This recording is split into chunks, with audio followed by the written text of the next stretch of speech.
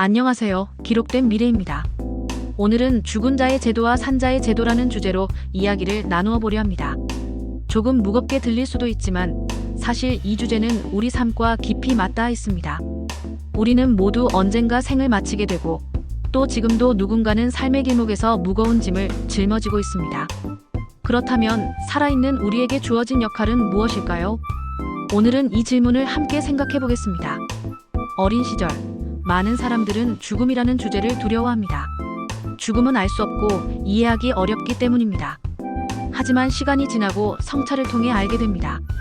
죽음을 두려워하기보다 삶을 어떻게 살아가야 하는지가 더 중요하다는 사실을요. 죽음을 대하는 태도는 결국 삶을 어떻게 바라보는가의 문제입니다. 우리가 무엇을 남기고 어떻게 살아가는가는 결국 죽음을 넘어서는 길이 됩니다. 오늘 이야기의 핵심 개념은 제도입니다. 전통적으로는 죽은 자의 영혼을 기리고 새로운 길로 인도하는 의미로 쓰여왔습니다.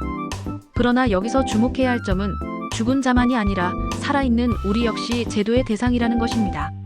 삶을 고통 속에 살아가는 사람, 슬픔과 원망에 놓인 사람, 또는 방향을 잃고 방황하는 사람들.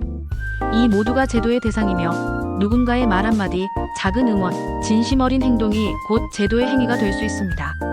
어떤 어린아이가 깊은 슬픔에 놓여 있다고 생각해 봅시다. 그 아이는 이유를 알 수 없는 미움의 감정 때문에 길을 잃고 방황합니다. 이때 누군가 다가와 이렇게 말해준다면 어떨까요? 그 미움의 마음을 내려놓아도 괜찮아.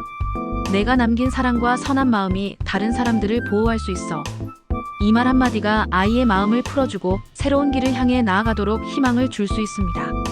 이것이 바로 제도의 핵심입니다. 우리는 살아있는 사람에게도, 때로는 보이지 않는 슬픔에 빠진 존재에게도 따뜻한 말과 행동으로 길을 열어줄 수 있습니다.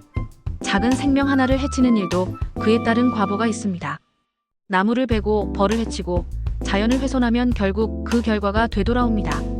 이것은 단순한 미신이 아니라 현대 과학에서도 증명할 수 있는 자연의 법칙과 맞닿아 있습니다.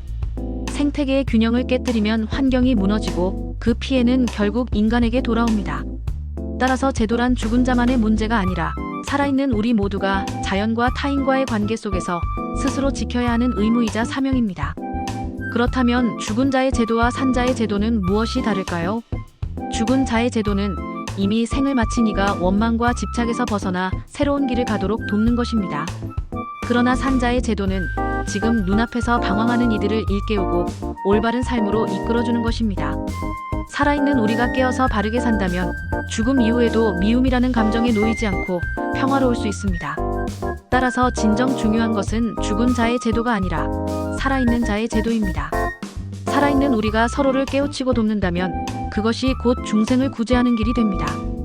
우리는 특별한 영적인 힘을 가지지 못했더라도 각자의 자리에서 제도의 역할을 할 수 있습니다. 누군가의 이야기를 들어주는 것, 낙심한 사람에게 따뜻한 말 한마디를 건네는 것, 자연을 존중하고 타인을 배려하는 작은 실천. 이것이 모두 산자를 위한 제도이며 세상을 이롭게 하는 사명입니다. 오늘의 이야기를 통해 우리가 얻을 수 있는 교훈은 세 가지입니다. 물질은 소멸하지만 삶의 가치는 영원하다. 짧은 말 한마디, 작은 행동이 누군가의 삶의 동력이 된다. 죽은 자를 위한 제도보다 중요한 것은 산 자를 일깨우는 제도이다.